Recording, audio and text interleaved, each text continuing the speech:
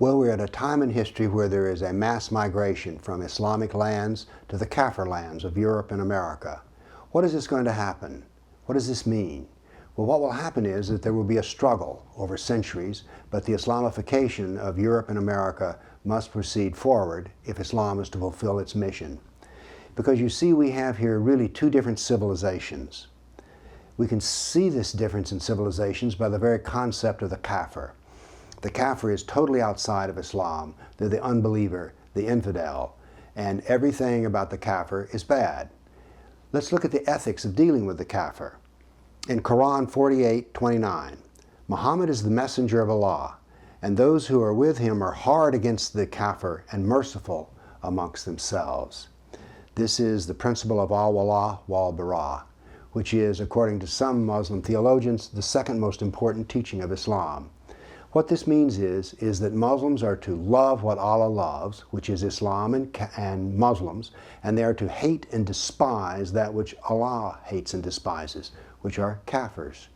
So what we have here is a dualistic ethical system in which Muslims are to be treated one way and Kafirs another way. So with this difference of ethical nature, we're going to have a separation of civilizations. Sharia is the supreme code of politics in Islam.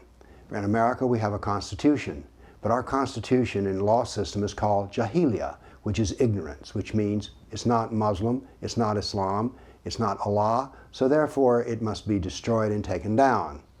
Now, this does not happen overnight. This is a gradual process. The Sharia does not accommodate the Kafir other than to subjugate the Kafir. In the Sharia, we're less than Muslims. The Kafir is to be a dhimmi, D-H-I-M-M-I, and they're really a third-class citizen. So what happens when one civilization invades another, and the Islamic civilization is a supremacist civilization, so that means that the lands they immigrate to must become Islamicized. And we're already beginning to see that. In Europe, we're seeing that refugees who have health problems demand that the Sharia be obeyed and that a woman not be seen or touched by a male physician, and vice versa. That is, a man cannot be dealt with by a female nurse. This is a process of the Sharia. This is a process of subjugating. This is a process of one civilization struggling against another in order to prevail. Again, let's go back to the fact that this doesn't have to happen overnight. Islam crushed the Anatolia, which was what we now call Turkey, in the year 1453.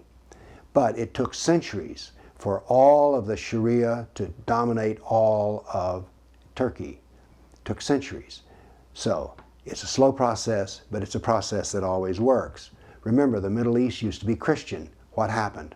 Well, the Sharia became implemented, the Christians became dhimmis, which means that gradually they're eliminated over a period of centuries. Now you may say, oh, this is ridiculous. I know some nice Muslims at work and they're not trying to change anything. They're just trying to get on with their lives. Remember, all it takes is a few to be leaders. That does not mean that the mass of every Muslim that you meet in America is all about Sharia. They may not even really know what Sharia is, but their imam does, and their leaders in the Muslim Brotherhood know. And they're the point people. They're the ones who really drive the dialogue that occurs in the media and influencing politics. So what happens after Islam migrates to another nation? Simple. That nation begins to receive the benefit of being attacked through a long, slow, corrosive process of the Sharia. Over time, the Kafir nation falls. That's what history teaches. North Africa, remember. Egypt, remember. They were all Christian, but no more. There's a few Christians left, but those will be eliminated over time too.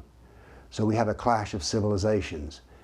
The problem is that Islam wants to win and that we just want to tie. You know how that works out on the sports field? Yes, you do. And that's what will happen to us until we decide that we want to prevail and that we want to win, because otherwise we will be crushed and become dhimmis. That's the way Islam works. Look at its history for 1400 years. Thank you.